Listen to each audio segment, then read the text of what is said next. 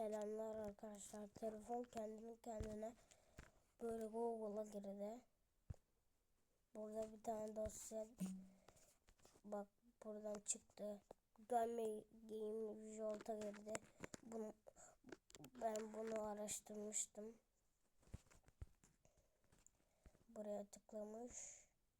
Buradan gitmiş ve bu demo oyunu ve ben indirdim. Dosyadan da buldum ama yine de oynayacağız. Güzel bir oyuna benziyor. Ama da uzun olmasın ya. Tabi Lev Game'deyiz. İlk geceden başlıyoruz. Sadece seslerde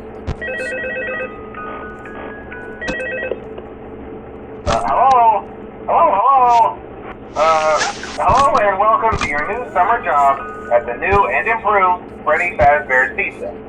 I'm here to talk you through some of the things you can expect to see during your first week here and to help you get started down this new and exciting career path. Now, I want you to forget anything you may have heard about the old location, you know. Some people still have a somewhat negative impression of the company. That old restaurant was kind of left to rot for quite a while, but I want to reassure you, Fazbear Entertainment is committed to family fun and above all, safety. They've spent a small fortune on these new animatronics. Facial recognition, advanced mobility, they even let them walk around during the day. Isn't that neat? But most importantly, they're all tied into some kind of criminal database so they can detect a predator a mile away. Heck, we should be paying them to guard you. Now that being said, no new system is without its kink. You're only the second guard to work at that location. The first guy finished his week but complained about conditions. We switched him over to day shift. So, hey, lucky you, right? Mainly he expressed concern that certain characters seem to move around at night and even attempted to get into his office. Now, from what we know, that should be impossible. That restaurant should be the safest place on Earth. So while our engineers don't really have an explanation for this, the working theory is that the robots were never given a proper night mode. So when it gets quiet, they think they're in the wrong room. So then they go try to find where the people are, and in this case, that's your office. So our temporary pizza box over by the fire counter be wound up remotely. So every once in a while, switch over to the prize counter video feed and wind it up for a few seconds. It doesn't seem to affect all of the animatronics, but it does affect one of them. And as for the rest of them, we have an even easier solution. You see, there may be a minor glitch in the system, something about robots thinking he was an endoskeleton without his costume on and wanting to stuff you into the suit.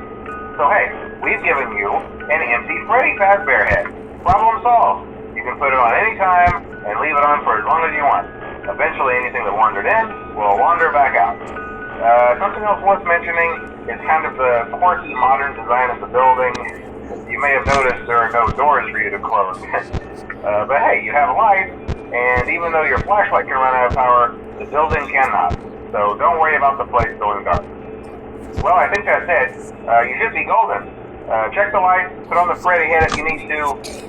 Keep the music box wound up. Piece of cake. Have a good night, and I'll talk to you tomorrow.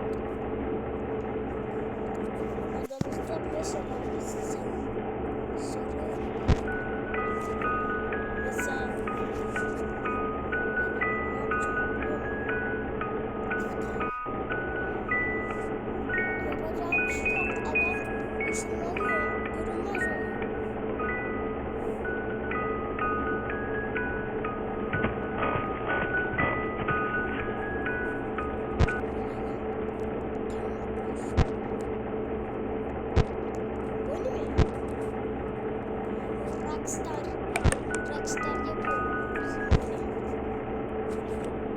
Nasıl yaşarız?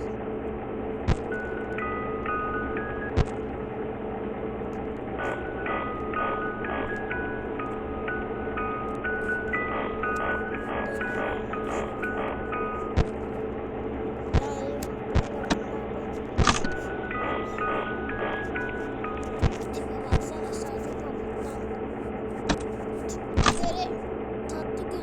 sadelik